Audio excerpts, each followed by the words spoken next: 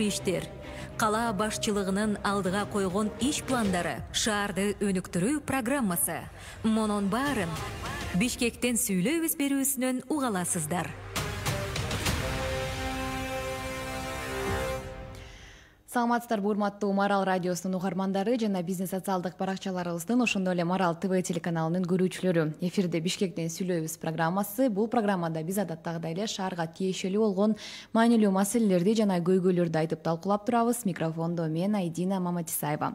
Бүгүн биз Бишкектин Свердлов районунун көйгөйлөрү туурасында кеп курабыз. Студиябызда конокто Свердлов районунун акими Максатбек Саргазаков бар. Саламатсызбы, Максатбек мырза? Студиябызга кош келипсиз.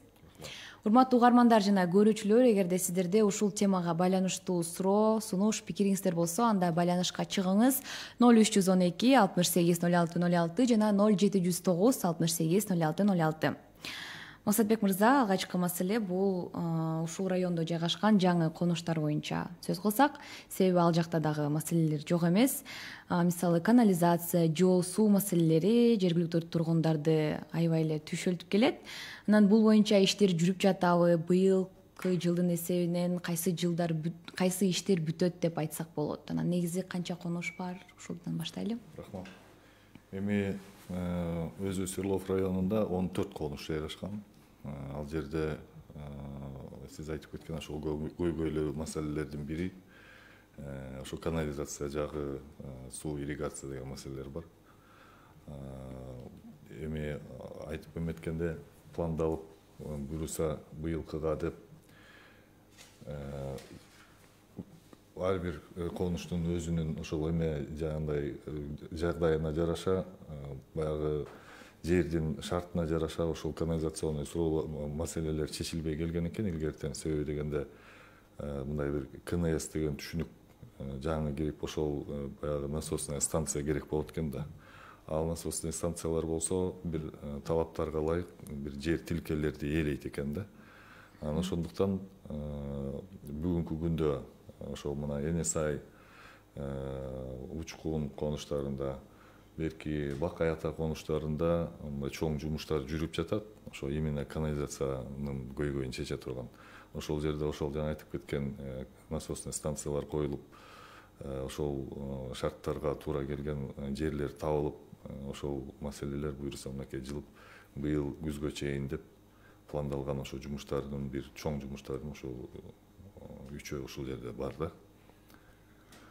Ошондо бул Энесай конушунда канализация маселеси чечилет, э? Энесай конушунда, Бакай ата конушунда, Учкун конушунда ошол жерде мынакей быйыл деп чечиле турган маселелер ошолор. Түшүнүктүү. Ал эми жол, суу, свет сыяктуу башка маселелер. Албетте, ал жерде бул баягы бул айтылган эме тилкелерде баардык жерде ошол жолдун маселеси да бар.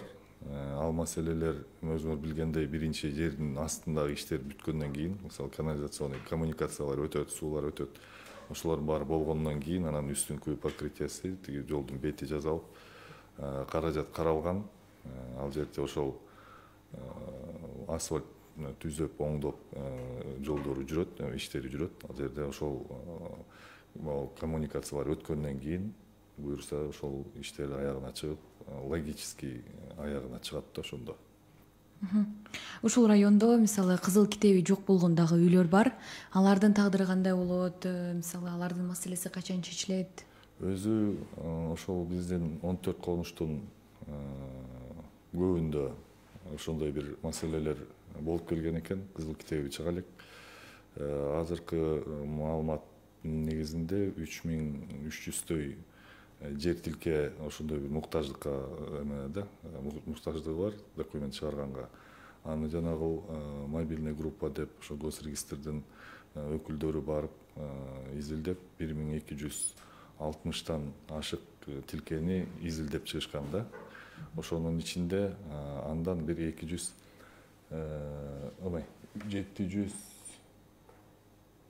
төн ашык эмеге документтер уже жазалып берилген. Жер тилкеге документтер ошол жанагы президенттин тапшырмасы менен урматтуу Садыр Норкожоевич ошо бир 3 этап менен элдердин ошо көйгөйүн чечкенге деп тапшырма берилген. Ошонун негизинде азыр иш жүрүп жатат. Бул июндун аягына чейин улана берет. Ошондо биз ойлойбуз ошол жерде муктаж болгон чечиле турган маселелердин баарын ошол мөөнөттүн ичинде жетишебиз деп. Максатбек мырза, негизи биз жогоруда атап кеткен маселелер көп жылдан бери чечилбей келе жатат да. Анан негизги себеби катары эмнени айтат элеңиз?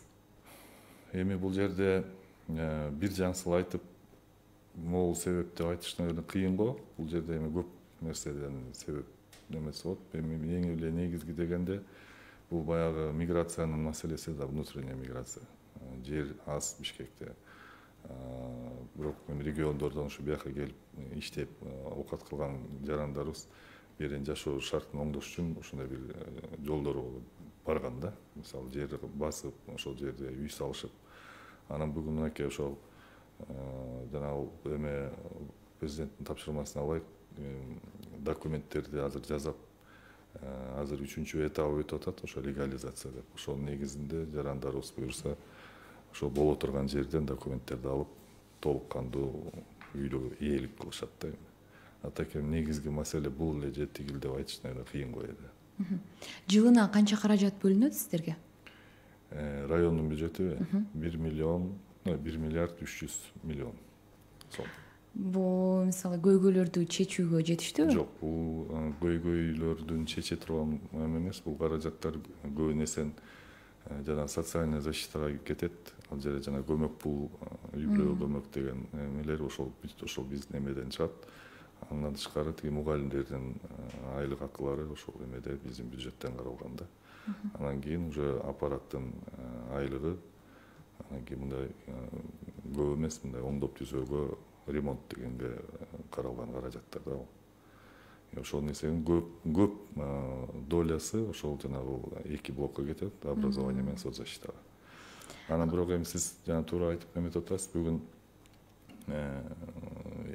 Эмилбек Мырзакуловичтин токтому менен Бишкек мэриясы райондорго өзүнүн эмелерин берип атат, ыйгарып атат ошол укуктарын.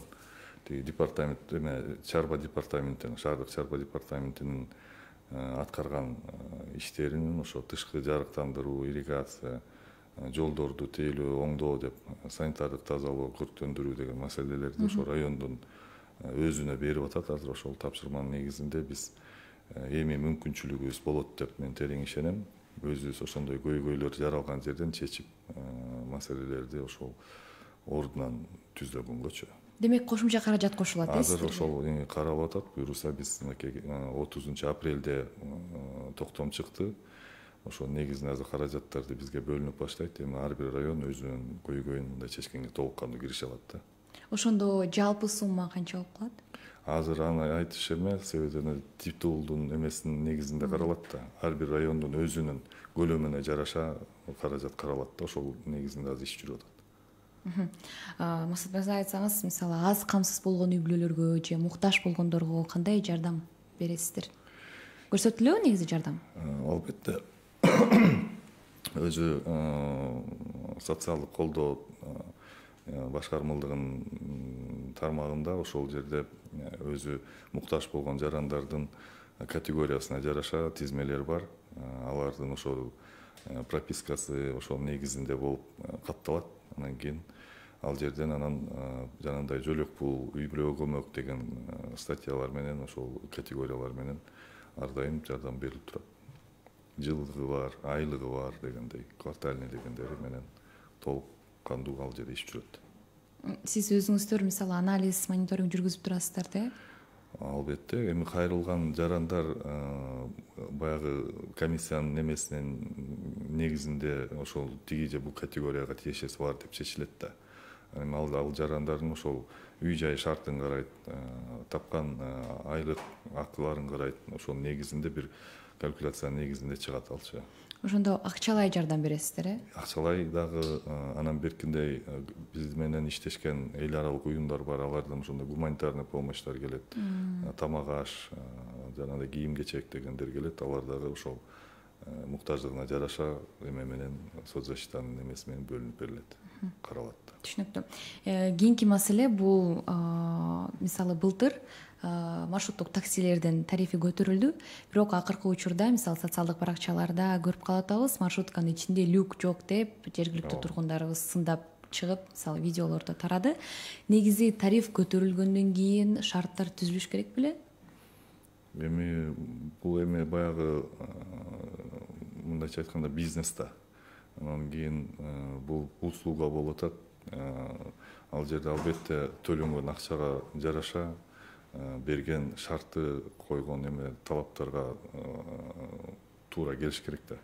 Анан кийин биз күткөндөй эле ошол тарифтер көтөрүлдү, бирок күткөндөй мындай шарттарын оңдоп түзүү азыр аябай жай жүрүп атат ошол маршруткалардын тарабынан. Бирок ойлойм азыр деген ошо бизде дагы шаарда планда болуп атпайбы? 250 автобусту буюрса жанагынтип алып келебиз деп. Алардын жүргөн маршруттарын түзөп, баягы конуштарга жетпей аткан жерге ошол маршруттарды узартып, жеткирип, толук мындай камсыз кылууга азыр иштер каралып атат.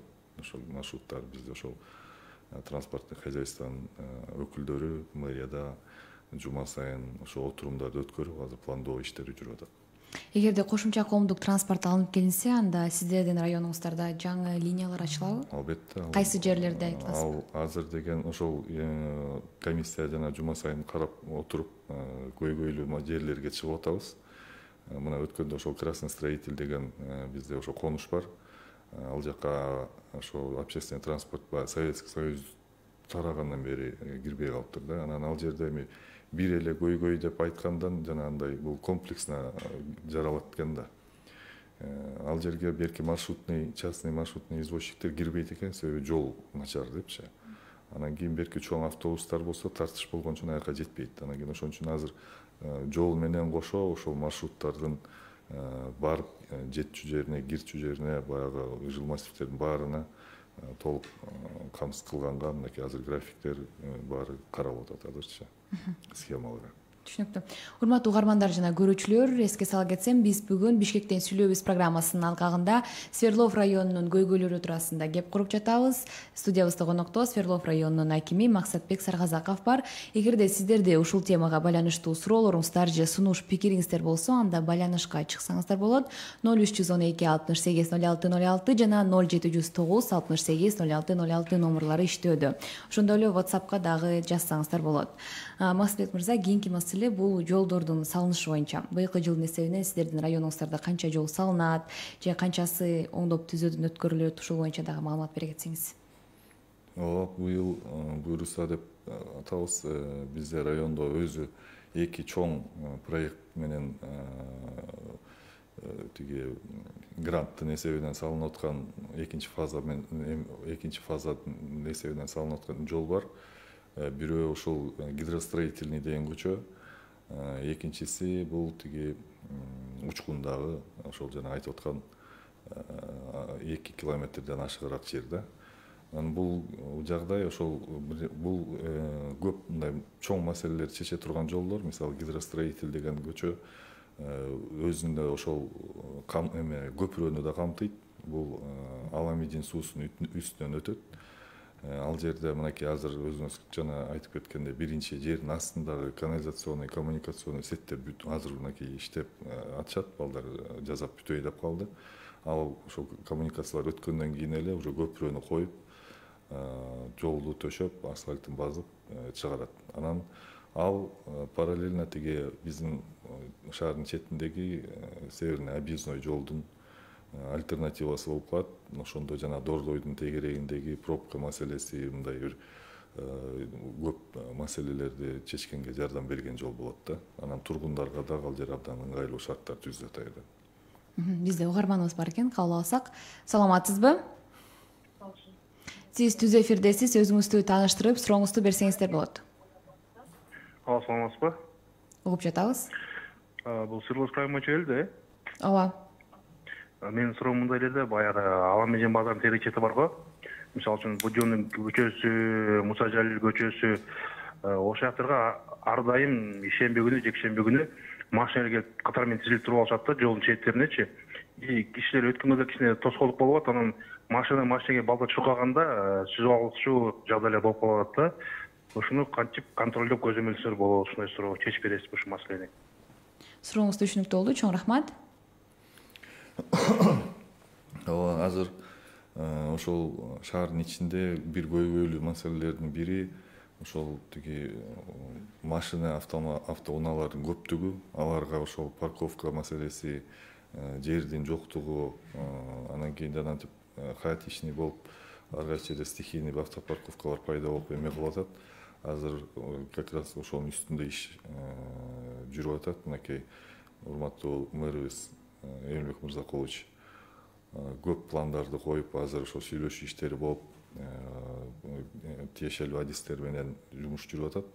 Жана көп кабаттуу парковкалар салуу тууралуу ошол мындай шаардын ичиндеги чоң көйгөйдү чечкенге азыр ошол парковкалар бир мындай жардам болот деп биз терең ишенип ошол эме кылып атабыз. Анан ошол эми айтып кеткен жер боюнча, Будённый боюнча ал эмнин тегерегинде жер каралып атат. Азыр ошол жерден бир ойлор келип атты эле.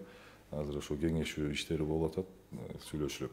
Ошол жерге бир многоуровневый парковканы салып, эгер машиналар ошол жака кирип баштаса, то жана айтылып аткан көчөлөр бошоп, ал жерде мындай ыңгайлуу шарттар түзүлүп, тротуар, киши тротуар менен басып, машина жол менен жүрүп дегендей шарттар түзүлөт дейбиз да. Сиз жогоруда көп кабаттуу унаа тототуучу жайлар туурасында айтып кетпедизби? Мисалы, кененирээк айтып бере аласызбы?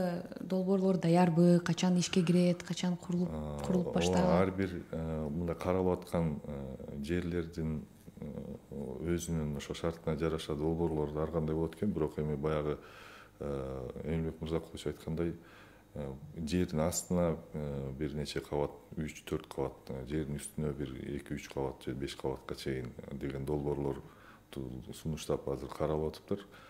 Ошонун ичинен ошо жердин шартына жараша ошо тандалып салынат деп ойлойбуз да. Ушул тыгын маселеси дагы шаар тургундары негизи түшөлүп келет. Бул маселени чечүү үчүн кандай кадамдарга барыш керек? Мисалы, кандай жол менен чечсек болот? Азыр ошо Бишкек шаардык мэриясында Эмилбек Мырзакуловичтун жетекчилигинде бир экспертный комиссия түзүлгөн атат. Ошол жерде ар бир жетекчиден, ар бир жарандан сунуштарды кабыл алып, ошолорду көргөнгө, караганга даярдыгын көргөзүп атат биздин мэрибиз. Ошого сунуштар түшүп атат. Эми ар кандай жолдор бар. Мисалы, чет мамлекеттерден практикасын алса болот. Аларда мындай көп акча каражат сарптабай эле бир мындай шарттарды өзгөртүп, ошо тыгындардан жеңилдетет дегендей. Анан азыр ошол сунуштар түшүп атат. Ошону карап, ошо негизинде бир чечимдер кабыл алынат болуш керек. Түшүнүктүү болду. Угармандарыбыздан 2-3 угарман жазып калыптыр. Кузнечная крепость айланасында жайгашкан үйлөрдүн тагдыры кызыл китеп берүү маселеси качан чечилет деп жазыптыр. Ошол Кузнечная крепостьтин маселеси өзү негизи көптөн бери эле бар экен. Ал жерде мындай чечиле турган маселе, бирок бир шарттары, жолдору бар экен. Себеп дегенде бул өзүнчө бир тарыхый эмеге кирген статусу бар жер болуп эсептелет экен да. Ал жерде илгерки үйлөр, ошолор деп историко-культурный ценность депчи. Анан кийин андай жерлерде бир нерсени мындай документтештирүү, бир тике жол жобосу башкачараак болот экен. Ал Минкультурадан бир эмелерден, процедурадан өтүш керек да. Ал жакты кошулат экен. Ошондо канча убакыттан кийин чечилип калат? Бул эми баягы иш талкагында президенттин тапшырмасынын негизинде иштер жүрүп атат, бирок ал жерде ошол Минкультура тарабынан эгерде бир чечимдер кабыл алынып неме боло турган болсо, ал жерде эле ушул иш алкактын ичинде бүтөт да, иш чаранын ичинде. Угарманыбыздан суроо жазып калтырыптыр. Лермонтов көчөсүнөн Будённый көчөсүнө чейин көчөнүн эки тарабындагы арыктар эмне кызмат кылат? Акимияттагы жооп берүүчү кызматтар карады беле? Ал жердеги арыктар өзүнүн кызматын аткарбайт. Ошо азыр деген ал эле жерде эмес, бүт эле ошо районубузда ирригация тууралуу маселелер аябай көйгөй чоң жерлер бар. Эми кээ бир жерде баягы арык болуп турганы менен ал сугаттын максатында салынган арык эмес, жолдун бетиндеги суулар кете турган арык кылып, ал бир жака агып кетпейт да, анын максаты анда эмес, жолдун үстүндөгү сууну алып кете турган гана ирригационный сеттер дейт. Ал эми сугаттын арыктары албетте башкача жерде колдонулат. Алар эми бүгүн мынакей Эмилбек Мырзакуловичтун бизге берген ошол токтом негизиндеги тапшырмаларында биз эми ошол ирригация жагындагы оңдоп түзөлгөнгө толук мүмкүнчүлүгүбүз болот. Ошондо карап баарын уже эме кылабыз да. Экинчи суроо, ушул эле жердеги тротуарларды жыйноону, тазалоонун милдети кимге жүктөлгөн? Эмне үчүн жаандан кийин тротуарлардын көпчүлүк бөлүгү баткак болуп, жөө адамдардын басуусуна тоскоолдуктар аябай пайда болот? Эми бул баткак деген, ылай жамгыр деген баары ошол ирригациянын жоктугунан келип чыгат экен да. Жолдордун бузулганы да ошондон да. Эгерде жээгинде арыктары жок болсо, суу жолдун үстүндө калып, бир кар жаап тоңгондо эле жолду, жаңы жасалган жолду деле бузат экен да ал суучу. Анан кийин азыр ошол эң негизгиси жанагынтип айтып кеткен эле комплексине караганда биринчи ошол коммуникационный бир логикасын чыгарып, могул биринчи бул болуш керек экен, анан экинчи тиги болуш керек экен деп, анан ошонун негизинде иш болот. Тазалоо боюнча бул тазалыктын ошол немелеринин баягы микроучасток кылып бөлүп, ошол ишмерлер ошол жерде обслуживать этет, графигин эмесин караш керек да, ал жерде кирген бекен, кимдин эмесине карайт экенинчи. Ал азыр так айта албайм да, кандай эметет экенин, ким тазалаш керек экенин. Ушул тротуарлар боюнча мисалы бул жолдун сапатынан эмеспи маселе? Эми сапаттын эми баягы эксперттер карап текшерип кабыл алып атышат да. Анан кийин бирок эми жолдун ошол сактап калыш, ошол жолду баягы туура колдонуп пайдалангандан баягы узактыгы эметет экен да, көз каранды. Анан ошону туура пайдаланганда көп жерде эми биздин баарыбыздын ошол эметкенибиз, жарандардын көп көчөлөрдү мындай караганда, ошо ирригация маселесине келгенде жолдун жээгинде ошол сууну кете турган ирригация жок да. Бул каяка кеткен деп карасак, баягы 1,5 метр, 1 метр деп чыга берип, ирригация короолордун ичинде калып калган жерлер бар экен да. Анан кийин баягы суу көнгөн жагын агам дейт, короонун ичине киргизгиси келбейт, анан тосот экен да, тиги баягы короонун алдынча. Анан такыр эле баягы чөйчөк болуп, жолдун бети ар дайым суунун астында калат да. Анан ошол моменттерде ошол эми азыр комплексте караганда ирригациядан биринчи көңүлдөрдү ошол жака буралык деп пландаштырып атабыз да азыр. Түшүнүктүү. Азыр ушу шаардыктардын баары парк, скверге чыгып сейилдеп жатышат. Анан негизи Свердлов районунда канча парк, сквер бар?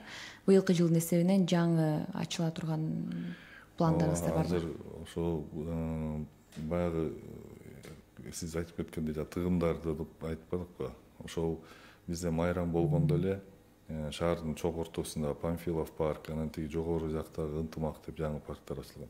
Анан жарандарыбыз бүт эле ошол парктарга барабыз деп шаарды аралап, ошол дагы бир тыгымдын бир кесепетин алып келет экен да. Анан ошонун негизинде биз азыр ошол биздин райондо өзү чоң деген Карагачевый роща бар. Ошонун ичин бир өздөштүрүп, бир элге ылайыкташтыралык деп азыр пландап атабыз. Тиги ылдый жакта Красный строительде дагы бир скверлерибиз бар. Жакшы мындай эме болгон жерлер, бактары көп болгон. Ошону бир мындай туура нукка пайдаланып, ошол жерди элди эс ала турган жайларды эме кылалы деп. Анан кийин тиги парк имени Сорокалетия Киргизии деген да бар, ошо Ферия жакта. Ошол айтып аткан сквердин баары ошол төмөнкү зонада болуп атат. Анан ал жерде мындай шарттар пайда болсо, ошо мен ойлойм биздин жарандар шаарды аралабай, ошол өзүнүн үйүнө жакын жерде бала чакасы менен чыгып эс алганга чоң мындай мүмкүнчүлүктөр түзүп беребиз деп азыр. Ушул скверлердин мисалы суу маселеси быйыл аябай көйгөйлүү болгон. Былтыр бул маселе кайталанбайбы? Кандай чечилип атат? Алдын алуу иштери кандай жүрүп жатат? Азыр ошол жанагы бунун баары эле кайра эле ошол жана ирригацияга келип калат да. Арыктарды ошо туура пайдаланып, туура оңдоп түзөп, суу жүгүрө турган арыктарга баягы суу качпай турган кылып тууралап, ошол лотокторун ремонттоп службалар менен ушу биргеликте азыр ушу карап неме кылып атабыз. Буюрса андай проблема быйыл болбойт болуш керек да. Парктар, скверлер баары толук кандуу суу ичип неме кылышат. Андан тышкары ошол зеленхоздун машинелери менен такыр суу жетпей калып аткан азыркы эмеде машина менен ташып полив, автополив менен поддерживать этилип турат да азырча. Түшүнүктүү.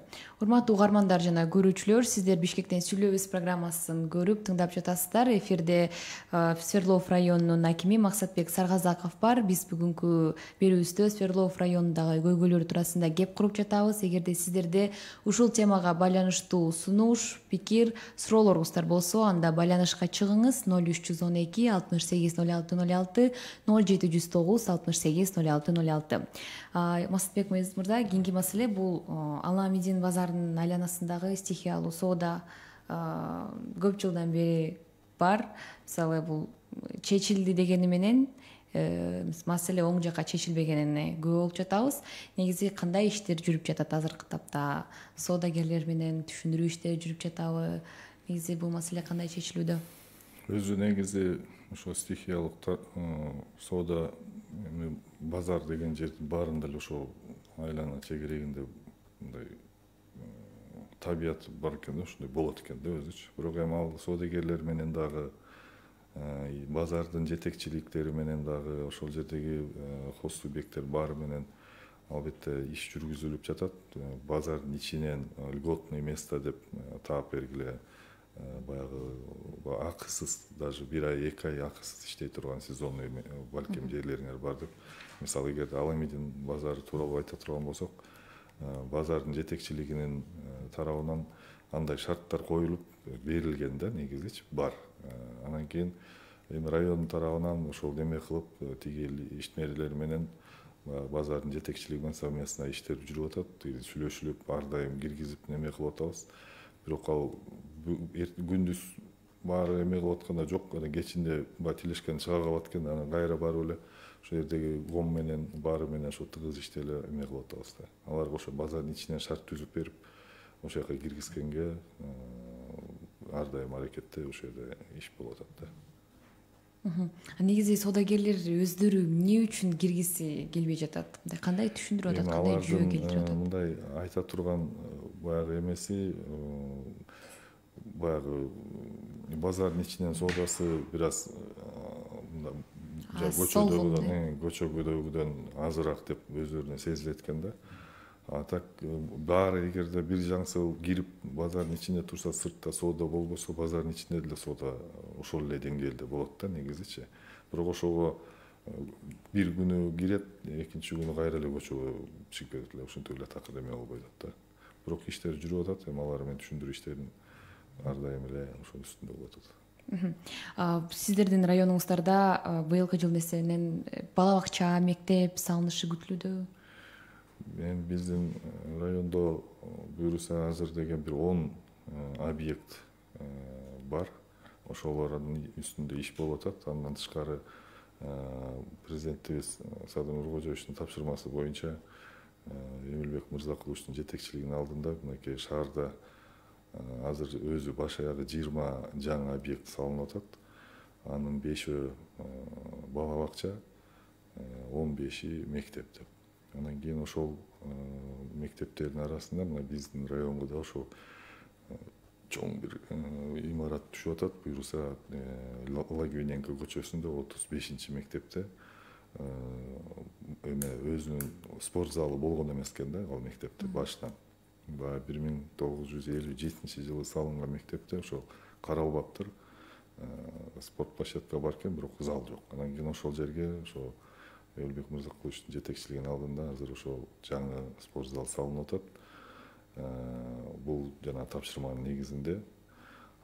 Мына иш пландарынын негизинде ошол 9 мектеп, 9 эме объект, ошол бала бакча, мектептер баары быйыл ошол иш-чаралардын алкагында бүтүп калат деп ишенебиз да. Ошондо канчосу мектеп, канчосу бала бакча болуп атат? Бизде райондо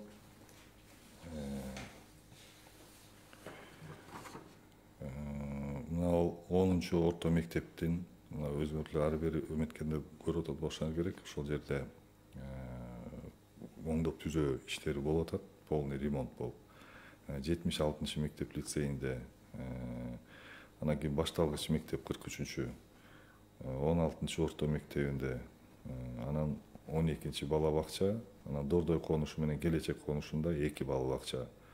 Бирөө 140 орундук, бирөө 100 орундук бала бакчалар ошо быйыл жылдын аягына чейин же ушул эме атапта бүтүп калат деп ойлойбуз да. Ошондо бала бакчадан 3 болуп атат, калганы 5, 8, 6 мектеп болуп атат. 6 мектеп, 3 бала бакча биздин райондо. Түшүнүктүү. Угарманыбыздан суроо келиптир. Муса Жалила 143 көчөсүндө дайыма сырткы жарыктандыруу жок. Тиешелүү мекемелерге каралсак, эч качан келишпейт. Ошондуктан биз өзүбүздүн эсебибизден туташтырабыз дептир.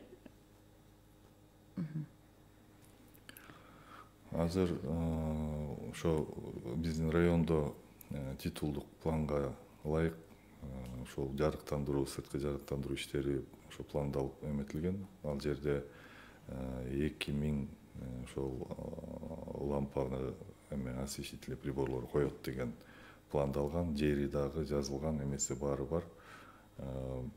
Ошол 2000 коюлганда бул ошо Муса Жалил деген көчөдө баягы эменин негизинде, титулдун негизинде каралып неме кылып атат. Анан кийин жаңы конуштарда да ошондой көйгөйлөр көп экен. Анан кийин эме пландалган 2000 буйруса ошо жетип берет да ошол эмегечи, көйгөй чечкенге. Негизи ушул чырактар күйбөй калса, сиздер бул негизи кайсы мекемеге тиешелүү, ким келип оңдоп кетиш керек? Анан бул акысыз болуш керекпи же мисалы жергиликтүү тургундар дайыма өздөрү акча чогултуп туташтырышат да? Негизи бул жоопкерчилик кимге жүктөлгөн? Бул эми баягы муниципалдык территорияда болгон жолдун жээгиндеги светтин баары ошол эмеде. Бишкек свет бар, шаардык мекеме, ошолордун балансында болот. Ошол мекеме толук обслуживать этип көзөмөлдөп турушат да. Сиздер көзөмөлгө албайсыздар? Жок, эми азыркы тапшырма токтом негизинде бул көзөмөл бизге өтөт.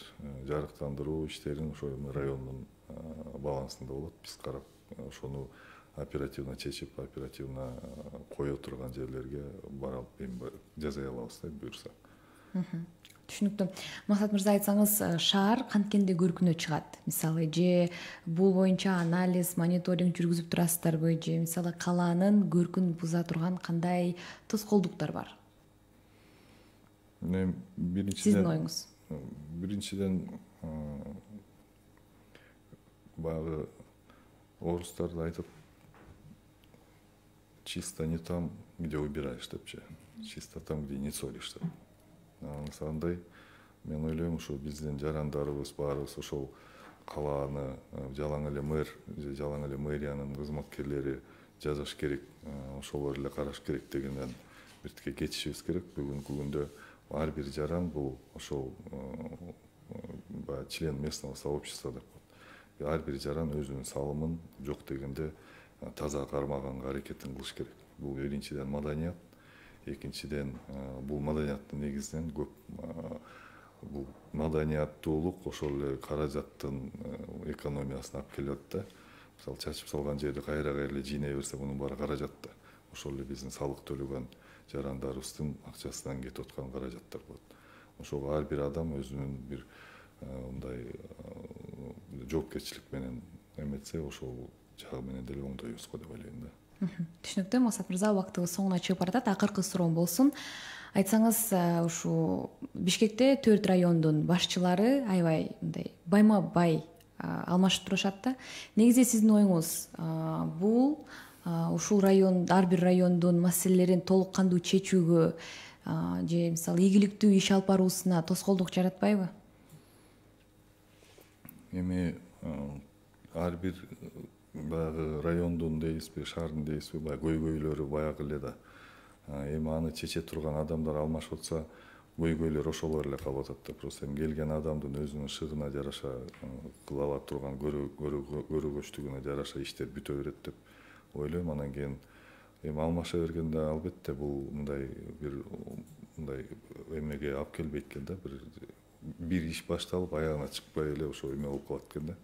Эми как жаран катары мен ушундай көз караштамын. А так эми бул дайындала турган кызматтар, ал жерде иштеген адам иштейт, иштебеген адамды сурашат да. Түшүнүктүү. Убактыбыз чектелүү, ушу менен эфирди жыйынтыктасак, бизге келип бүгүн кызыктуу маек көрүп маалымат бергениңиз үчүн ыраазычылык билдирем. Урматтуу угармандар жана көрүүчүлөр, биз бүгүн Бишкектен сүйлөбүз программасынын алкагында Свердлов районунун көйгөйлөрүн талкууладык. Студиябызда конокто Свердлов районунун акими Максатбек Саргазаков болду. Эфирди мен Айдина Маматисаева алып бардым. Бул берүүнү сиздер кайталап Радио Марал Facebook баракчасынан көрө аласыздар. Кийинки эфирде көрүшкөнчө сак саламатта туруңуздар. Борбордогу жашоо турмуш, бишкектиктерди түйшөлткөн түйшүктөр, кубанткан жакшы иштер, кала башчылыгынын алдыга койгон иш пландары, шаарды өнүктүрүү программасы. Монун баарын Бишкектен сүйлөбүз берүүсүнөн угаласыздар.